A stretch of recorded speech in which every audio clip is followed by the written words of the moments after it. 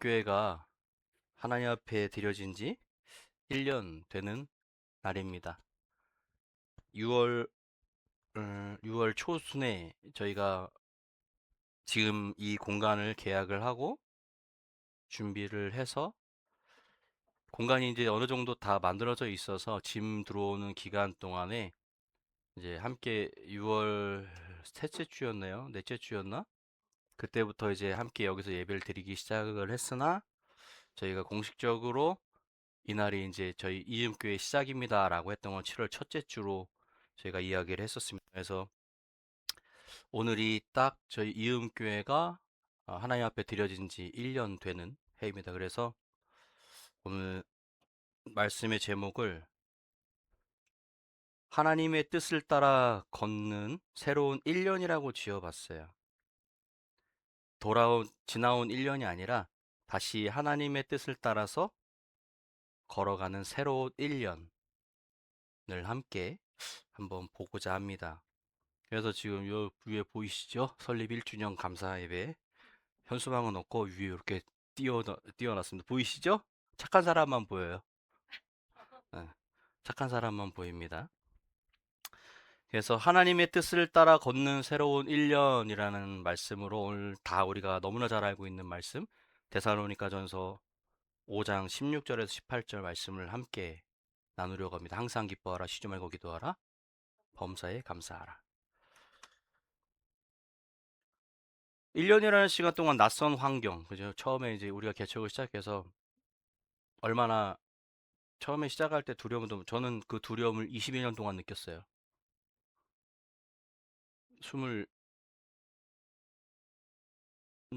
20, 2010년도에 대학원을 다시 이제 입학을 하면서 2014년도에 목사 안수를 받고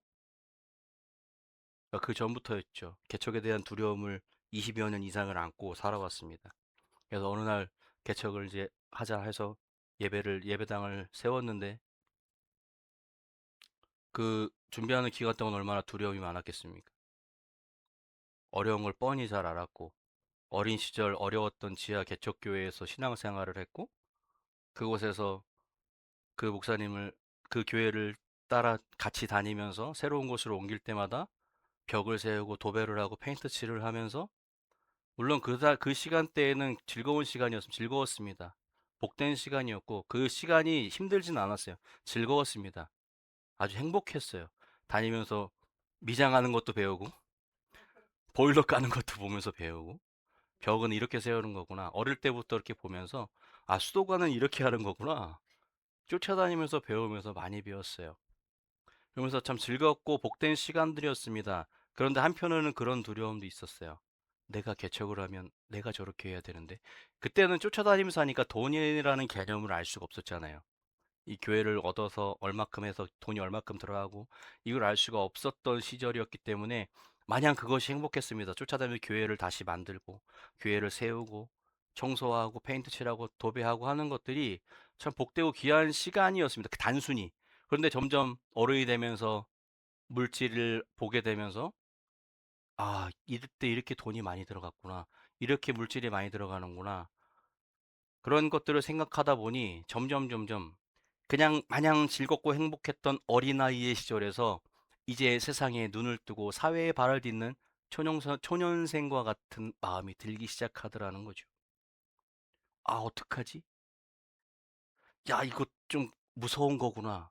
힘든 거구나. 인간의 생각이 먼저 앞선다라는 거죠. 그런데 쭉 지켜보니 우리를 여기까지 인도하신 분은 하나님이시더라는 거예요. 우리가 뭐 마땅히 여유 자금이 있었습니까? 아무것도 없었어요.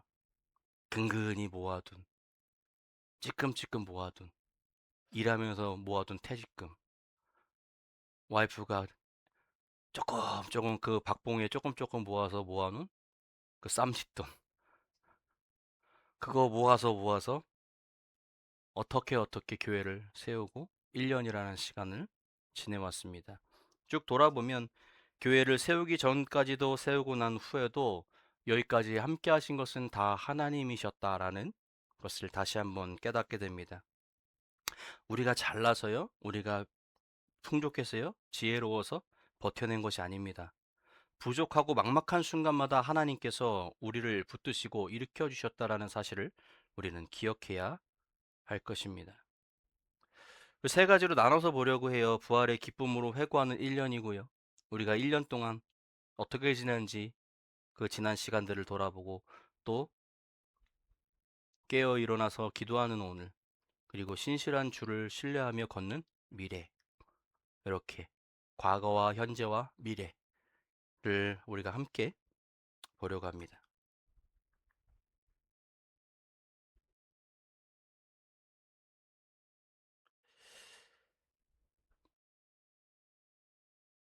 어떻게 보면 오늘 우리는 인생에서 가장 중요한 시기를 보내고 있습니다. 아이가 태어나서 1년이 되는 해에 가장 성대한 생일 잔치를 열어주죠. 태어나고 딱 1년 되는 해에. 우리는 흔히 그걸 돌잔치라고 해서 아이의 건강을 기원하면서 아이의 생일 잔치를 풍성하게 차려줍니다.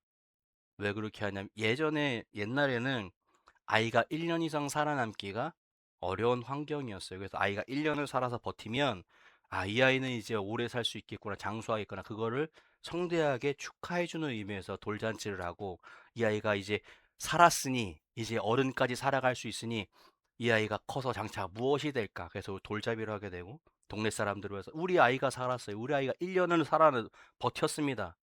라고 하면서 성대한 생일 파티를 해주지요.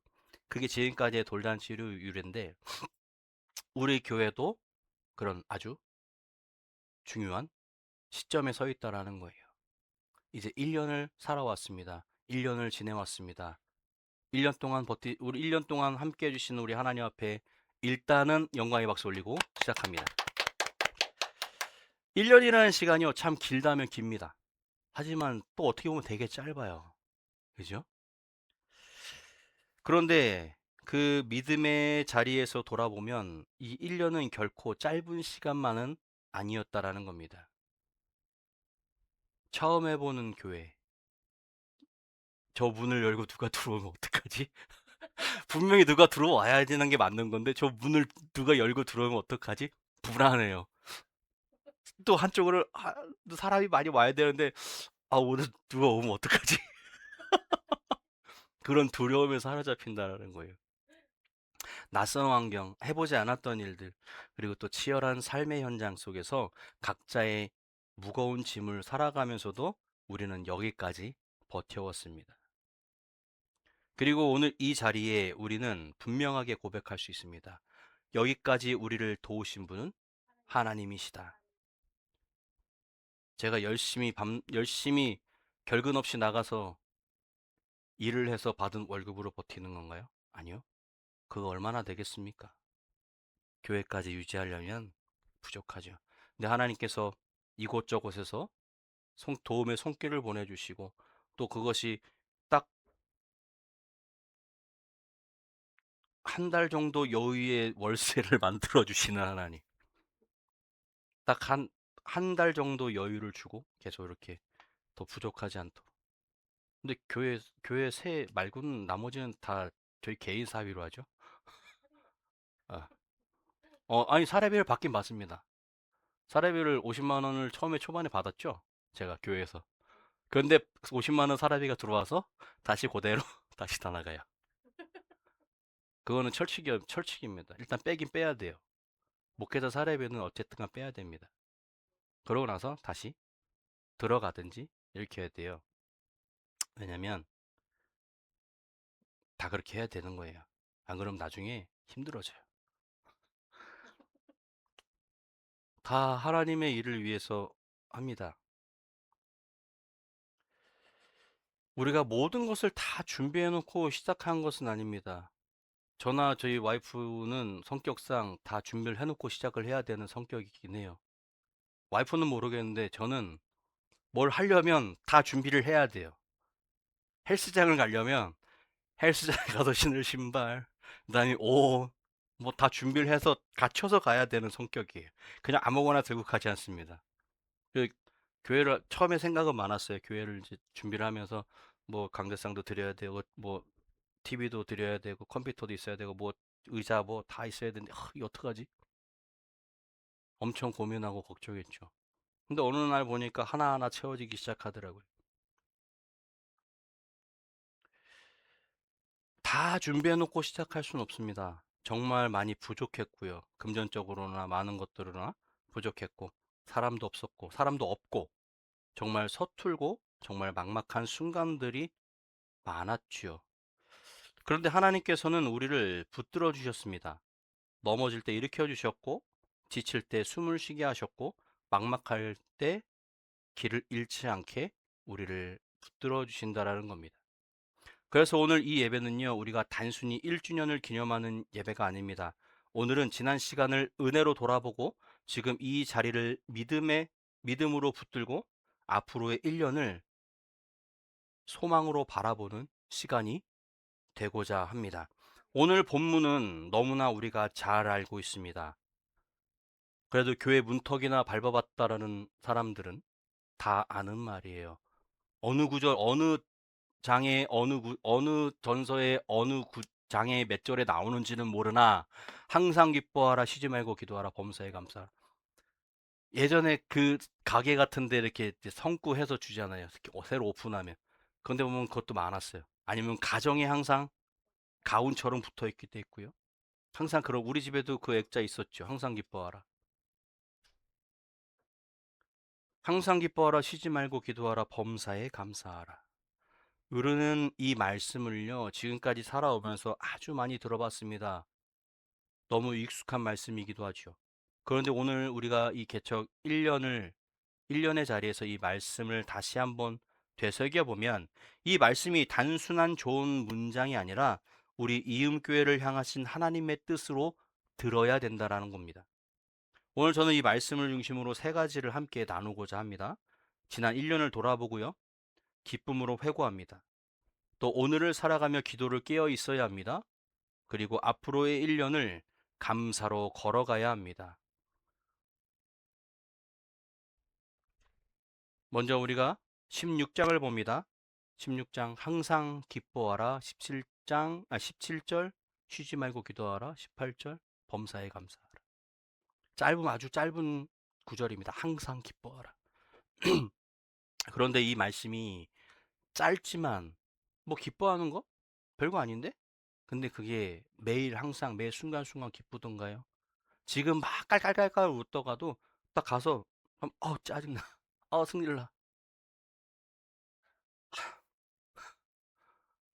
그죠? 짧지만 그런데 참 쉽지 않은 말씀 중에 하나입니다. 왜냐하면 성경은 기뻐할 때 너희는 기뻐할 때 기뻐하라. 너희는 기도할 수 있을 때 기도하라. 너희는 감사할 수 있을 때 감사하라. 이렇게 말하던가요? 앞에 뭐가 붙어요? 항상 기도하라. 항상 기뻐하라. 쉬지 말고 기도하라. 범사의 모든 순간에 감사하라. 그죠? 형편이 괜찮을 때 기뻐해라. 마음이 좀 안정되면 기뻐해라. 이렇게 이야기하지 않다라는 거예요. 그냥 이렇게 말합니다. 항상 기뻐하라. 여러분, 이건 권유가 아닙니다. 권유 정도로 끝나는 말씀이 아니라 이것은 해라. 항상 기뻐해라. 명령입니다.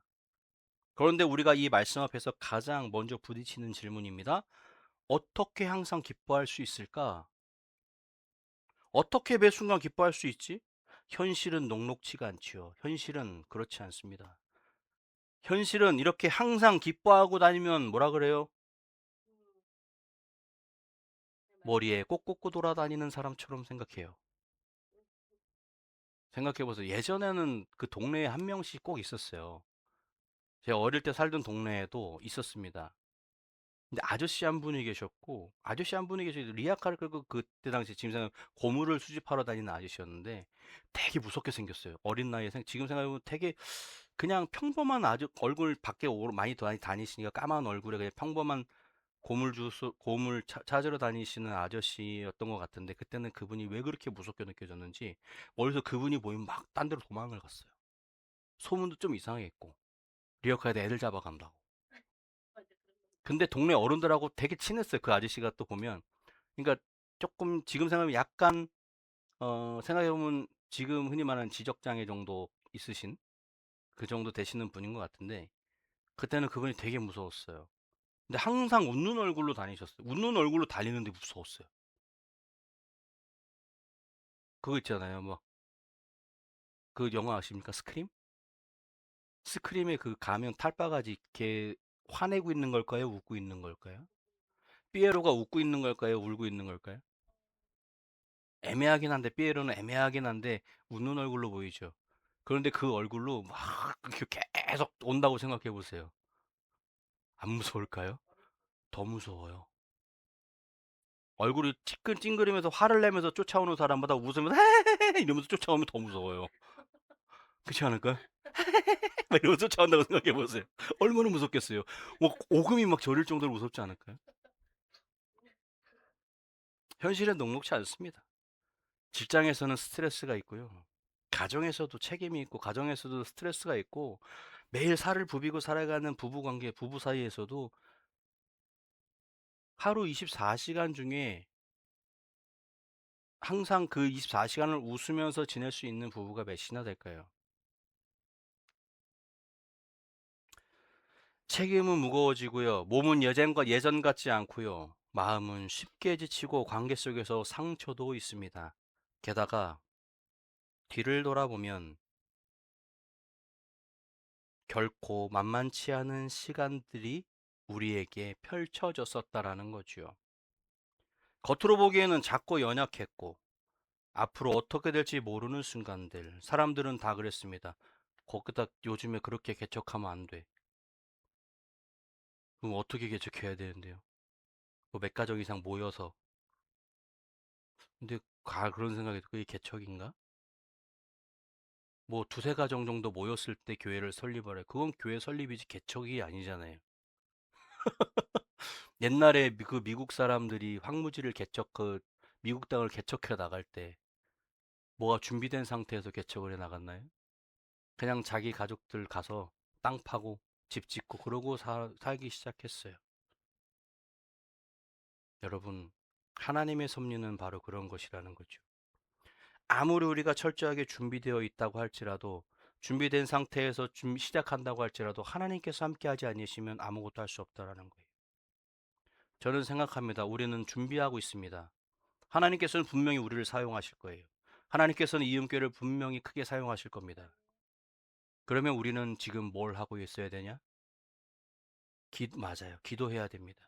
찬양해야 돼요. 하나님 앞에 신실함으로 온전히 서야 된다라는 사실을 우리는 기억해야 합니다. 사람들이 봤을 때는 작고 연약합니다. 언제 무너질지 몰라요, 이 교회. 뭐 건물이 무너진다는 게 아니라 교회가 언제 없어질지 모른다고 생각합니다. 하지만 버텨낼 겁니다. 하나님께서 사용하실 때까지. 앞으로 어떻게 될지 모르는 순간들. 우리 각자의 삶도 마찬가지로 만만치 않았습니다. 만만치 않았고요. 만만치 않을 거고 앞으로도. 그런데 성경은 그런 우리에게 항상 이렇게 말합니다. 기뻐하라. 힘들어 죽겠는데 항상 기뻐하라. 아파 죽겠는데 항상 기뻐하라. 항상. 영어로 하면 all, always. 그죠? 항상 기뻐하라. 여러분, 이 말씀은 현실을 무시하라는 말이 아니에요. 현실을 무시하고 그냥 헤헤 웃고 다니라는 얘기가 아닙니다. 아픈데 아프지 않은 척 하라는 얘기가 아니에요. 힘든데 웃어 넘기라는 말이 아닙니다. 힘들어도 힘들지 않은 척하고 넘어가라는 말씀이 아니에요. 성경이 말하는 기쁨은요, 상황이 좋아서 생기는 감정이 아닙니다. 기쁜 상황이어서 기쁜 것을 말하는 것이 아니라 성경이 말하는 기쁨은 주님 때문에 누리는 상태. 주님 때문에. 이게 중요한 거예요. 주님 때문에. 세상의 기쁨은 되게 상황을 많이 탑니다. 그죠? 세상의 기쁨은 상황을 많이 타지만 일이 잘 풀리면 기쁘고요. 사람이 인정해주면 기쁘고 행복합니다. 원하던 결과가 나오면 행복하죠. 기쁩니다. 그런데 그런 기쁨은 그리 오래가지 않더라는 거예요. 조건이 흔들리면 금방 사라집니다. 하지만 성도의 기쁨은 다르다라는 거예요. 우리가 매일 기쁘게 순례의 길 행할 수 있는 것은 무엇 때문일까요? 하나님이 우리와 함께 하시고 예수 그리스도의 보혈의 능력이 그 구원함이 우리와 함께 하기 때문에 우리가 매일 하나님 앞에 그 힘든 내가 매일 기쁘게 순례의 길 여러분 순례의 길이라는 게 얼마나 고통인 건지 아십니까?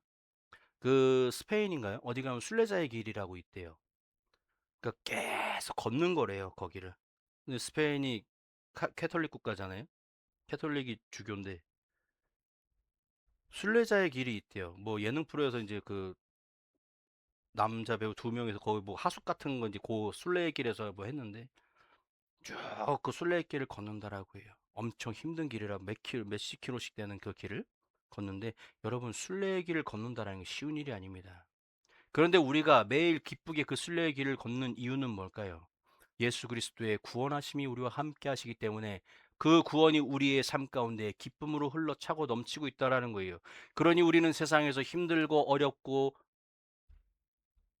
지칠지라도 기쁨으로 걸어갈 수 있다라는 겁니다. 누가 나와 함께 하시기 때문에 예수님이 하나님이 성령님이 나와 함께 하시기 때문에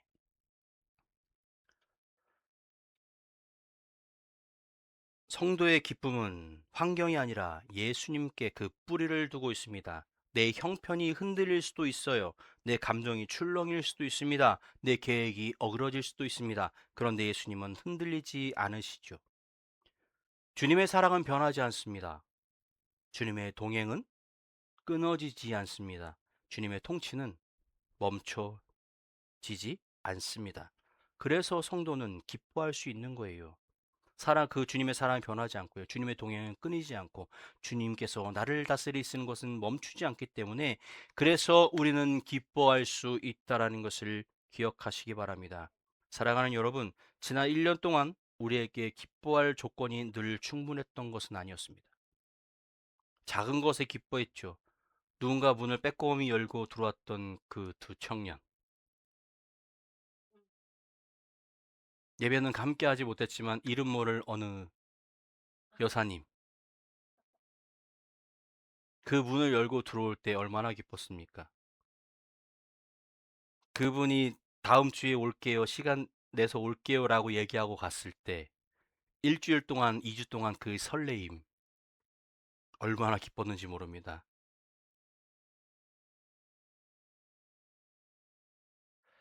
모든 상황 속에서 이겨낼 수 있었던 것은 우리 안에 기쁨의 근원이 있었기 때문입니다. 그 기쁨의 근원은 사람이 아니라 예수 그리스도이십니다. 우리가 개척을 시작했던 처음을 한번 떠올려 보십시오. 처음에 예배드렸던 그 순간, 지금은 뭔가 좀 많아졌지만 그때 이것도 없었고 강대상 하나에 그죠? 피아노는 들어와 있었고 그래도 지금 뭔가 좀 풍성해 보이긴 해요. 그래서 가끔 놀러 오시는 분들도 보면 교회가 너무 아담하고 너무 따뜻해 보인다고. 근데 너무 따뜻해요, 여름 되면. 공간은 넉넉치 않습니다. 예배 장소. 남들이 보면 이렇게 조그매라고 생각할 수 있습니다. 모든 것이 완벽하지 않을 수도 있습니다. 누군가 보기에는 초라해 보일 수도 있습니다. 그런데 우리를 사로잡았던 것은 무엇입니까? 환경이었습니까? 아니면 시설이었습니까? 준비된 시스템? 아니요. 뭐였나요? 하나님이 우리와 함께 하시는 하나님의 임재가 우리와 함께 했다라는 겁니다. 작은 곳이었지만 작은 공간이지만 하나님이 함께 하시는 자리였고 서툰 시작이었지만 하나님의 손이 얹혀 있는 시간이었습니다. 찬양하다 눈물도 흘렸고요. 기도하다가 마음이 뜨거워졌고 말씀을 들으면서 하나님이 정말 우리와 함께 하시는구나 라는 것을 느끼기도 했습니다. 여러분, 그게 기쁨입니다. 다른 것이 기쁨이 아니라 그런 것들이 기쁨이라는 거죠. 환경을 초월하는 기쁨, 조건을 넘어서는 기쁨, 부활하신 주님이 지금도 우리와 함께 하신다는 사실에서 오는 그 기쁨. 세상 사람들이 봤을 때 우리가 왜 기뻐하는지, 우리가 왜 즐거워하는지 그들은 이해할 수 없습니다. 아이러니하죠. 저러면서 저렇게 힘들게 살면서 왜 저렇게 저걸 하지? 저를 배로 낳아주신 저희 어머니도 그래요. 그거 힘든데 왜 그렇게 해, 힘든데. 근데 그거 아십니까? 교회 다니시는 분들도 그래요. 아유, 힘들게 왜 그렇게 하세요? 힘들긴 하죠. 아무것도 없는 곳에 와서 아무도 없는 와이프 앉혀놓고 큰애 앉혀놓고 작은 애는 시끄러우니까 저기 예배 저 작은 방에다가 예배 틀어놓고 그죠? 그런데 하나님은 이 예배도 다 보고 계시다라는 거예요. 작은 아이에 앉아서 듣는 둥 마는 둥 하는 그 귀도 열어주시고 우리가 기뻐할 수 있는 건 우리가 아무도 성도 한 명 없어도 기뻐할 수 있는 건 기뻐함으로 즐거워 감사함으로 하나님 앞에 예배할 수 있는 건 하나님께서 우리 예배 가운데 우리 이음교회 가운데 함께 계신다라는 것을 우리는 알고 있기 때문입니다. 모든 상황이 하루아침에 해결되진 않습니다. 갑자기 다음 주 되는데 막 우르르 몰려서 꽉 차가지고 막 이거 막 터내고 막 하진 않을 겁니다. 한 자리 한 자리 채워지는데 1년, 2년이 걸릴 수도 있습니다. 하지만 마음의 중심에 주님이 자리 잡아 주시면 우리는 분명히 그 힘든 시간에도 기쁨으로 웃음으로 이겨낼 수 있을 거라 생각 기억돼 생각됩니다. 이게 바로 믿는 자, 우리 성도들의 기쁨이라는 거죠. 사랑하는 여러분, 오늘은 우리가 1주년을 맞이하면서 우리가 돌아봐야 할 것은 우리가 얼마나 했는가가 아닙니다. 내가 얼마나 교회에다 투자를 했지, 내가 얼마나 교회에다가 무엇을 했지, 하지만 그것보다 더 중요한 것은 하나님이 지난 1년 동안 어떻게 우리와 함께 하셨는가입니다. 이 시점으로 돌아보면 감사의 제목이 달라지겠죠. 큰 성취만 보이지 않습니다. 작지만 분명했던 하나님의 손길이 보이겠죠. 문제가 없었던 것이 아니라 문제 속에서도 무너지지 않는 은혜를 하나님께서 우리에게 보여주셨을 겁니다. 계획한 대로 다 된 것은 아니지만, 그죠? 뭐 계획한 대로 다 됐나요? 계획은 주장창 많이 했는데 계획대로 움직여지는 건 별로 없어요. 계획보다 더 선하게 이끄시는 흔적이 분명히 우리의 삶 가운데, 우리 이음교회 가운데 있을 것입니다. 그래서 오늘 우리는 형편이 아니라 주님으로 인해 기뻐해야 합니다. 항상 기뻐하라. 이 말은 억지로 기분 좋게 살라는 말이 아니라고 말씀드렸습니다. 이 말은 주님이 여전히 살아계시고 주님이 여전히 나와 함께 하시며 주님이 여전히 내 삶을 붙들고 계신다라는 사실 때문에 기쁨을 선택하라는 말입니다. 여러분, 기쁨은 감정이기 전에 믿음입니다. 빌립보서 4장 4절 말씀에 바울은 이렇게 이야기합니다. 주 안에서 항상 기뻐하라. 내가 다시 말하노니 기뻐하라. 중요한 말이 나옵니다. 주 안에서 기뻐하라. 성도의 기쁨은 주 안에 있습니다. 주 안에. 내 안에 있는 것도 아니고 세상 안에 있는 것도 아니고 형편 안에 있는 것도 아닙니다. 어디 있습니까? 주님 안에, 주 안에. 그래서 오늘 우리는 이 자리에 선 우리도 이렇게 고백했으면 좋겠습니다. 주님, 지난 1년을 돌아보니 기뻐할 이유는 오직 주님뿐이었습니다. 그리고 그 고백이 앞으로 1년을 살아갈 힘이 되기를 주의 이름으로 축복합니다. 기쁜 소식 하나 알려드릴게요. 이제 대지 1 끝났어요. 대지 3까지 있어요. 아주 행복한 소식이죠. 이제 대지 2입니다. 지금까지 1번이었어요. 17절에 뭐가 나옵니까? 쉬지 말고 기도하라 라고 나옵니다. 이 말씀은 참 많이 들었죠. 이것도 참 많이 듣었어요. 그런데 우리가 중요한 것은 쉬지 말고 기도하라라고 이야기합니다. 어떻게 매 순간 기도할 수 있지? 실제로 쉬지 않고 사는 삶 사이에서는 꽤 큰 거리가 있죠. 이 내용과는. 왜 그럴까요? 우리는 너무 바쁩니다. 너무 바쁘게 살아요. 너무 힘들게 살아갑니다. 아침에 눈 뜨자마자 준비해서 회사 가고 뭐 아이들 챙기고 학교 보내고 뭐 내 일해야 되고 어디 가야 되고 병원 가야 되고 뭐해? 하루가 모자라요. 반나절 지나면 숨이 턱까지 올라찹니다. 저녁 때 퇴근하고 집에 들어오면 저녁 때 집에 들어와서 하려면 힘이 하나도 없어요. 그냥 그대로 쓰러져 자고 싶으나 배는 고프고 아이들은 밥 달라고 찡얼거리고. 그죠? 30대는 30대대로, 20대는 20대대로, 10대는 10대대로, 50대는 50대대로 각자 그 삶의 무게로 바쁘게 살아갑니다. 일터의 긴장감, 가정의 책임, 건강에 대한 염려, 사람들 때문에 오는 피로도. 그렇다면 우리는 기도를 자꾸 따로 떼어 놓은 시간으로만 생각하게 됩니다. 아, 기도할 시간이 없어. 아, 기도할 시간이 없어. 물론 조용한 곳에 가서 조용히 나 혼자 깊이 기도하는 시간 분명히 당연히 중요합니다. 반드시 필요하기도 하고요. 그런데 쉬지 말고 기도하라는 이 말씀은 그보다 더 넓은 차원의 이야기라는 거예요. 이 말씀은 하나님과 연결을 끊지 말라는 이야기입니다. 하나님과 항상 연결되어 있으라는 거예요. 우리가 핸드폰을 사용을 하죠. 스마트폰. 스마트폰을 사용하는데요. 가장 중요한 게 뭡니까? 스마트폰에서 나오는 전파와 내 가까운 기지국의 전파가 끊어지면 안 되겠죠. 그 신호를 잡지 못하면 핸드폰은 사용할 수가 없게 됩니다. 제대로 그 기능을 사용할 수가 없죠. 지하 깊은 곳에 들어가면 스마트폰은 핸드폰을 사용할 수가 없습니다. 와이파이가 터지지 않죠. 데이터가 터지지 않습니다. 그러면 핸드폰은 무용지물이 돼요. 연락할 수도 없고요. 전화를 받을 수도 없고 문자를 보낼 수도 없고 카톡을 할 수도 없고 아무것도 할 수가 없습니다. 흔히 좋아하는 쇼츠도 볼 수가 없고요. 유튜브도 할 수가 없습니다. 연결이 끊어지면. 여러분, 쉬지 말고 기도하라는 것은 우리의 삶 가운데 매 순간순간 내 핸드폰과 기지국이 연결돼서 와이파이가 데이터가 항상 지속적으로 유지되고 있는 것처럼 하나님과 우리의 관계가 그리 유지되어져 있어야 된다라는 겁니다. 기도는 종교 행사처럼 하지 말고 호흡처럼 하라고 말하는 겁니다. 여러분, 호흡은 우리가 생각하지 않아도 계속 자기가 자발적으로 숨을 쉬게 되어 있습니다. 숨 쉬어야지 하면서 숨을 쉬게 됩니까? 생각을 해서 일부러 숨을 쉬는 경우도 있죠. 그런 경우는 무의식적으로 이제 자발적 호흡이 어려워질 때 일부러 그 사람의 자아를 깨우죠. 숨 쉬어! 계속 얘기해서 일부러 그 사람이 정신 차리고 숨을 쉬게끔 만들어주는 거죠. 정신 차리게끔. 여러분, 호흡은 그 누구도 숨 쉬세요 얘기하지 않아도 자발적으로 해요.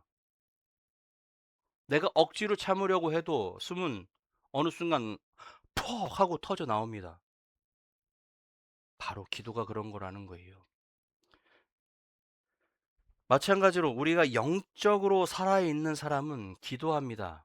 숨 쉬듯이 매 순간 걸어가면서 밥을 하면서 피아노를 치면서 길을 가면서 운전하면서 여러분 매 순간순간 하나님 오늘도 함께 해주세요. 하나님 오늘 길이 많이 막히네요. 하나님 그것이 바로 하나님과 나와의 연결을 끊지 않는 기도라는 사실을 우리는 기억해야 합니다. 길게 못해도 괜찮습니다. 꼭 뭐 30분, 1시간씩 해야 기도입니까? 길 가다가 10초만 기도해도 그건 하나님과 나와의 기도예요. 영적인 것은 무엇입니까? 하나님과 나와의 관계예요. 사람들이 봤을 때 너는 영적으로 참 별로 안 좋다. 그 사람에 대해 영적 상태를 어떻게 알아요? 그 사람이 나를 보는 건 내가 얼마큼 기도하는 무릎을 꿇고 있느냐, 내가 얼마큼 예배를 하고 있느냐, 그것을 그 사람들은 보고 기도 많이 안 하면 영적으로 별로 안 좋은데 자기들이 어떻게 알아요? 내가 영적으로 안 좋은지. 나는 하나님과 매일 소통하고 있는데, 난 하나님 앞에 매일 기도하고 있는데, 영적 관계는 하나님과 나와의 관계예요. 영적 관계는 다른 사람이 판단할 거리가 되지 않습니다. 그 사람이 열심히 안 해요? 그건 그 사람과 하나님과의 관계예요. 내가 판단해서 저 사람은 하나님을 제대로 믿는 건가? 영적으로 판단하지 마시기 바랍니다. 길게 못해도 괜찮아요. 짧게 해도 됩니다. 말을 많이 하지 않아도 괜찮습니다. 꼭 말을 해야만 기도입니까? 내 마음으로 하나님 앞에 드리는 것도 기도예요. 묵상 기도도 기도죠. 근데 어느 사람들은 그래요. 묵상 기도하지 말라 그래요. 소리 내서 기도하랍니다. 그래야 하나님이 들으신다고. 이건 뭔 말이야, 방구야. 그죠? 하나님 앞에 조용히 무릎 꿇고 하나님과 깊이 대화하는 거. 우리가 묵상을 하는 이유가 그거예요. 하나님과 깊이.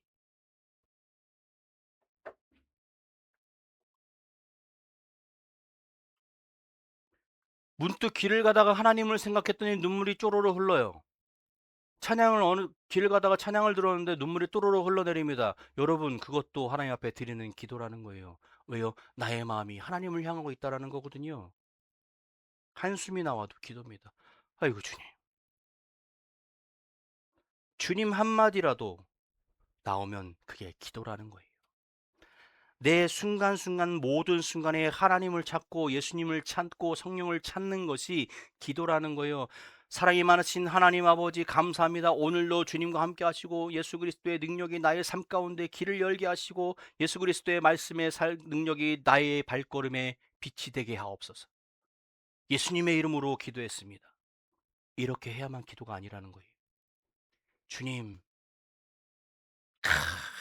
간절히 하나님을 부르는 그 한마디가 여러분의 기도의 함성이 되어 하나님 앞에 들릴 줄 믿습니다.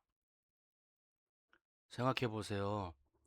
병든 자들, 예수님이 고쳐주셨던 병든 자들, 그들 고침받을 때 어떤 순서가 어땠어요?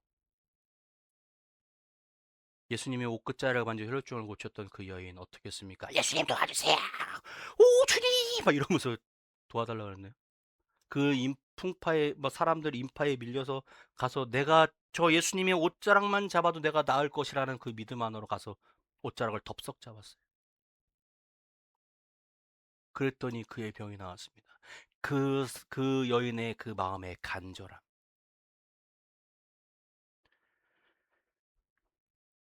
예수님의 친구 나사로가 죽었을 때 그 동생들이 와서 뭐라고 했습니까? 주님 도와주세요. 당신께서 오시면 내 오빠가 살아날 것 같아요. 빨리 내 집으로 와주세요. 그리 막 길게 말하지 않았습니다. 간절히 하나님 예수님께 붙잡았더니 간절히 한마디로 예수님께 간곡하게 부탁했더니 예수님은 들어주셨다라는 거예요. 기도는 화려한 언변으로 말발로 하는 게 아니라고 말씀드렸습니다. 기도는 내 마음에서 나오는 거예요. 기도는 내 마음을 하나님 앞에 고백하는 겁니다. 프로포즈 할 때 아무리 화려하면 뭐합니까? 그 마음에 진정성이 없으면 그 프로포즈는 꽝이에요. 그죠? 뭐 막 폭죽을 터트리고 막 했는데 이 남자가 이 여인한테 그리 진심은 아닌 거죠. 막 화려하게 내가 너를 사랑해 하는데 뒤에서 다른 여자 만나고 다녀요. 나쁜 놈이죠. 아무리 겉으로 화려하게 그 사람에게 보이려고 할지라도 그 사람의 마음이 그를 향하지 않고 있다라는 거예요. 비유하자면 말하자면 24시간 무릎을 꿇으라는 이야기가 아닙니다. 운전하면서 설거지하면서 출근하면서 퇴근하면서 학교에 걸어가면서 점심 먹으러 가면서 회의하기 전에 또 아이를 바라보면서 친구를 바라보면서 잠들기 전에 주님 오늘도 감사했습니다. 주님 오늘도 함께 해주세요. 주님 이 아이를 축복해 주세요. 이게 다 기도라는 거예요. 우리 아들 식사 기도 있습니다. 뭡니까? 기도선 하나님 아버지 먹 성령님 먹고 건강하게 해주세요. 예수님의 이름으로 기도했습니다. 남들이 봤을 때 저게 뭔 기도야. 그런데요 우리의 시기도에는 예수님 삼위일체 하나님이 다 계세요. 성부, 성자, 성령께서 와 계십니다. 아주 간단해. 우리가 밥을 먹는 이유 뭡니까? 건강하기 위해서요. 내 삶을 유지하기 위해서. 아주 함축적인 기도입니다. 그래서 우리 집엔 아픈 사람이 별로 없어요. 우리 애들은 지금까지 크면서 한 번도 병원에 입원해 본 적이 없습니다. 그죠? 그냥 단순히 감기 걸려서 감기 걸릴 것 같아서 감기 걸린 것 같아서 아프네? 열나네? 그래서 간 것 말고는 크게 아픈 적이 없습니다. 이 또한 얼마나 감사한 조건입니까? 우리가 매일 큰애 태어나면서부터 계속 기도했죠. 건강의 축복과 만남의 축복. 다른 거 다 맞는 것 같은데 이 만남의 축복은 잘 모르겠네. 기도는 기도한 대로 이루어집니다.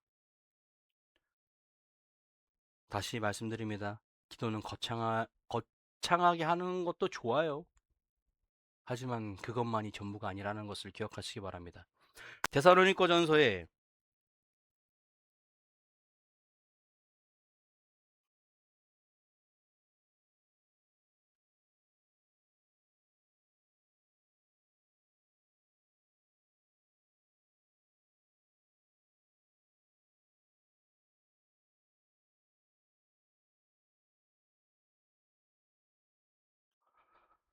기도는 깨어 있음과 연결되어 있습니다. 기도는 우리가 깨어 있다라는 거예요. 기도한다라는 것은 내 영이 깨어 있다라는 겁니다. 여러분, 우리의 영을 항상 깨워 놓으시기 바랍니다. 주의 날이 이를 것이기 때문에 성도는 잠들어 있으면 안 된다라는 거예요. 항상 찬양 그 뭐죠? 깨어 있어 쉬지 말고 기도하라. 범사에 감사하라. 이는 예수 안에서 너희에게 향하신 하나님의 뜻이래요. 그리고 우리는 예수님께서 이 땅에 언제 오실지 모르기 때문에 우리는 항상 깨어 있어야 한다고 이야기합니다. 그 항상 깨어 있다라는 것을 어떻게 잠을 안 잘 수는 없잖아요. 여러분, 영적으로 깨어 있으라는 겁니다. 영적으로 하나님과 항상 소통하라는 이야기예요. 세상 속에 살지만 세상에 휩쓸려 살지 않는 사람, 일상을 살지만 영적으로 무감각해지지 않으려는 사람, 바쁘게 살지만 하나님의 뜻을 놓치지 않는 사람, 이런 사람들이 바로 빛의 자녀라는 겁니다.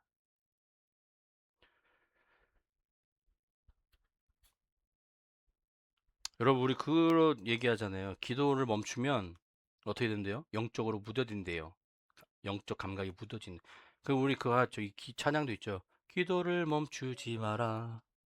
내가 널 도우지 않는단 소리에. 기도를 멈추지 마라. 저들은 뭘 보고 있대요? 너의 입을 보고 있대요. 네가 기도를 멈추는지 안 멈추니 네가 기도를 멈추는 순간 확 잡아먹겠다라는 거예요. 그들이 내가 입을 멈추는 순간 그들이와 내 마음을 휘집어 놓겠다라는 거예요. 그들이 내가 입을 멈추는 순간 그들이 나의 모든 상황을 뒤집어 버리겠다라는 거예요. 그러니 하나님께서 말씀하시면 너희는 기도를 멈추지 마라. 항상 기뻐하라. 쉬지 말고 기도하라. 믿는 사람은 입술에 열매를 먹고 삽니다. 항상 이야기하죠. 내 입으로 던지는 말 한마디, 그것이 나에게 칼이 되어질 수도 있고 나에게 기쁨과 나에게 행운이 되어질 수도 있다는 것을 기억하시기 바랍니다.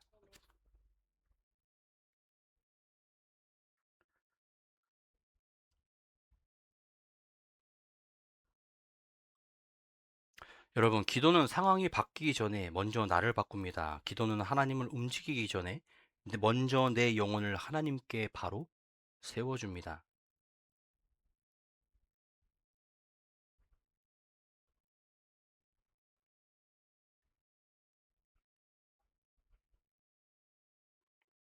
그래서 쉬지 말고 기도하라는 말씀은 우리를 힘들게 하는 명령이 아니라 우리를 살게 하는 말씀입니다. 내게 연결되어 있어라.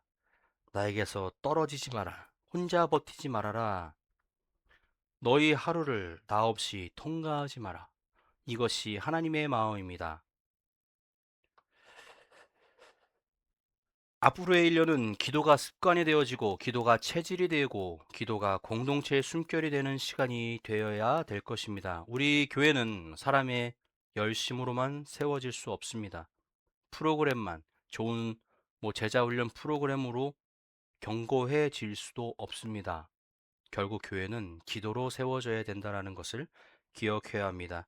누군가의 눈물의 기도가 있고 누군가의 조용한 중보가 있고 누군가 조용히 함께 기도해주고 누군가의 포기하지 않는 무릎이 있을 때 공동체는 깊어집니다. 빌립보서 4장 6절 이렇게 말합니다. 아무것도 염려하지 말고 다만 모든 일에 기도와 간구로 너희 구할 것을 감사함으로 하나님 앞에 아뢰라. 모든 일에. 큰 일만이 아닙니다. 중요한 일만이 아닙니다. 모든 일에. 직장 문제, 학교 문제, 친구 문제, 사회 문제, 건강 문제, 자녀 문제, 돈 문제, 여러 등등등등등. 18절을 봅니다. 범사에 감사하라. 이것도 쉬운 일은 아니에요. 매 순간순간 감사한다라는 것도 쉬운 일은 아니지만 하나님께서는 그리하라고 합니다. 범사에 감사하라. 이것이 그리스도 예수 안에서 너희에게 향하신 하나님의 뜻이니라. 하나님의 뜻이라는 것. 감사는 참 아름다운 말입니다. 쉽게 나올 수 있는 말은 아니죠. 하지만 그 감사하다라는 것을 깨닫는다라는 것은 굉장히 중요하다라는 거예요. 요즘은 너무 많은 것들이 생기다 많은 것들을 가질 수 있다 보니 뭐 작은 거 하나 주는 것조차도 감사할 줄 모르는 시대가 되어졌어요. 예전에는 누가 100원만 줘도 500원만 줘도 너무나 기쁜 일이었어요. 감사한 일이었어요. 그래서 감사합니다, 고맙습니다 했습니다. 요즘 아이들은 그렇지 않아요. 1,000원 주면 감사하단 말 안 합니다. 한 5만 원 정도는 돼야 고맙습니다 이거예요. 그나마 살짝 미소 띄면서 받아가요. 1,000원짜리 주면요, 주고 싶은 마음이 싹 사라지죠. 그런데 기쁠 때, 좋을 때, 행복할 때 감사하는 건 당연히 할 수 있어요. 그런데 문제는 불안할 때, 막막할 때, 응답이 더딘 것처럼 느껴질 때 감사하는 건 그리 쉽지 않다라는 거예요. 상황이 좋을 때는 감사할 수 있습니다. 근데 상황이 좋지 않은 상황에서 감사하는 거, 잘 감사가 나오지 않죠. 그런데 성경은 좋은 일에 감사하라라고 하지 않습니다. 형편이 괜찮을 때 감사해라 하지 않습니다. 범사에 감사. 여기서 범사라는 건 뭡니까? 좋을 때만 포함이 아니라 모든 어려운 순간, 모든 순간순간마다 하나님 앞에 감사하라 라고 이야기합니다. 그렇다고 성경에서 말하는 성경적 감사는 현실을 부정하는 태도는 아닙니다. 성경적 감사는 현실보다 크신 하나님을 신뢰하는 마음. 하나님께서 이렇게 하시니 감사합니다. 하나님께서 주시니 감사합니다. 하나님이 나와 함께 하시니 감사합니다. 하나님이 나와 함께 하신다는 것을 우리가 알고 있다면 우리는 그 감사함을 놓치지 않을 거라 생각이 됩니다. 사랑하는 여러분, 우리가 이제 개척 2년 차에 들어섭니다. 기대도 있지만 그 동시에 염려도 있을 수 있습니다. 올 한 해는 어떻게 잘 살아갈까? 앞으로 어떤 일이 있을지 모릅니다. 우리 교회가 어떤 길을 걷게 될지도, 각자의 삶을 어떤 일이 펼쳐질지도 잘 알 수가 없습니다. 그런데 분명히 아는 것은 하나. 우리를 부르신 하나님은 신실하시다는 것입니다. 24절을 함께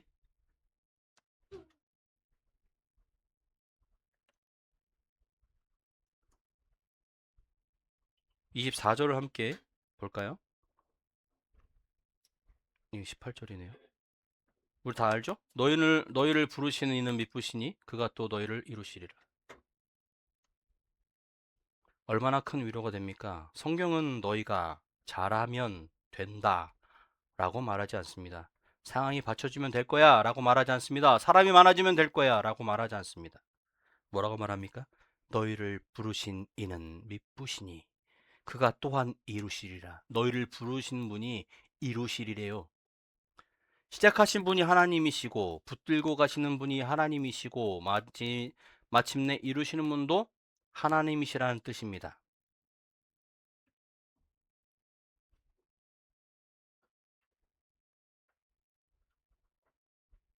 말씀을 마칠까 합니다. 사랑하는 성도 여러분, 오늘 말씀을 다시 마음에 새기십시오. 지난 1년을 돌아볼 때 우리는 기쁨으로 회고해야 합니다. 왜냐하면 하나님이 우리와 함께 하셨기 때문이지요. 오늘을 살아갈 때 우리는 기도로 깨어 있어야 합니다. 왜냐하면 우리는 빛의 자녀이고 기도는 하나님과 연결된 생명줄이기 때문입니다. 앞으로의 1년을 바라볼 때 우리는 감사로 걸어가야 합니다. 왜냐하면 우리를 부르신 하나님이 신실하시고 그분이 또한 이루실 것이기 때문입니다. 여러분, 기쁨, 기도, 감사는 그저 신앙생활을 잘해보자는 겉면 정도가 아니라 성경은 분명히 말합니다. 이것이 그리스도 예수 안에서 너희를 향하신 하나님의 뜻이니라. 우리는 자꾸 하나님의 뜻을 아주 멀리서 찾으려고 합니다. 특별한 사건 속에서 찾으려고 하고요. 엄청난 계획 속에서 찾으려고 합니다. 그런데 성경은 하나님의 뜻이 놀랍게도 아주 구체적인 일상 속에 있다고 말합니다. 기뻐하는 것, 기도하는 것, 감사하는 것. 이것이 하나님의 뜻이라는 거예요. 그러므로 사랑하는 성도 여러분, 개척 1주년을 맞이한 오늘 우리 교회가 이 말씀 앞에 다시 서기를 원합니다. 앞으로의 길이 언제나 평탄하지만은 않을 수 있습니다. 개인의 삶도 마찬가지입니다. 때로는 지칩니다. 때로는 낙심할 겁니다. 때로는 기도해도 답이 없을 수도 있습니다. 그럴 때마다 오늘 말씀을 돌아보시기 바랍니다. 기쁨을 잃지 마십시오. 기도를 멈추지 마십시오. 감사를 포기하지 마십시오.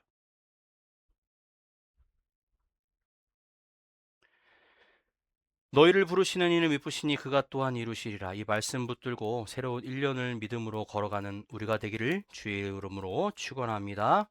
기도하겠습니다.